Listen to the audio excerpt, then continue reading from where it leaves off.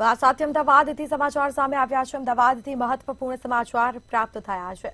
તો સમાચાર સામે આવી રહ્યા છે અમદાવાદથી, જેમાં પ્રજાશક્તિ ડેમોક્રેટિક પાર્ટીના કાર્યાલયનું ઉદ્ઘાટન કરવામાં આવ્યું છે.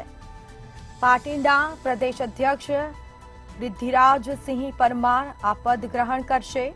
ઉદ્ઘાટન બાદ નવી ટીમ અને હોદ્દેદારોના નામોની પણ જાહેરાત થશે. રાજ્યના મુદ્દાઓ અને લોકોના પ્રશ્નોને વાચા આપવાના પાર્ટીનો પ્રયાસ. અડાલજ ખાતે આ કાર્યક્રમમાં પૂર્વ સીએમ શંકરસિંહ વાઘેલા પણ ખાસ ઉપસ્થિત રહેશે. જેમાં અમદાવાદ ખાતે પ્રજાશક્તિ ડેમોક્રેટિક પાર્ટીના કાર્યાલયનું ઉદ્ઘાટન કરવામાં આવશે. તો પાર્ટીના પ્રદેશ અધ્યક્ષ રિદ્ધિરાજસિંહ પરમાર પણ ખાસ પદ ગ્રહણ કરવાના છે. અને તેમાં ઉદ્ઘાટન બાદ નવી ટીમ અને હોદ્દેદારોના નામોની પણ જાહેરાત થશે. રાજ્યના મુદ્દાઓ અને લોકોના પ્રશ્નોને વાચા આપવાનો પાર્ટીનો પ્રયાસ છે.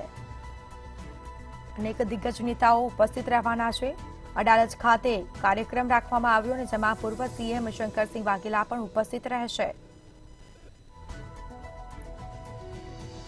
અમદાવાદ ખાતે પ્રજાશક્તિ ડેમોક્રેટિક પાર્ટીના કાર્યાલયનું ઉદ્ઘાટન કરવામાં આવ્યું.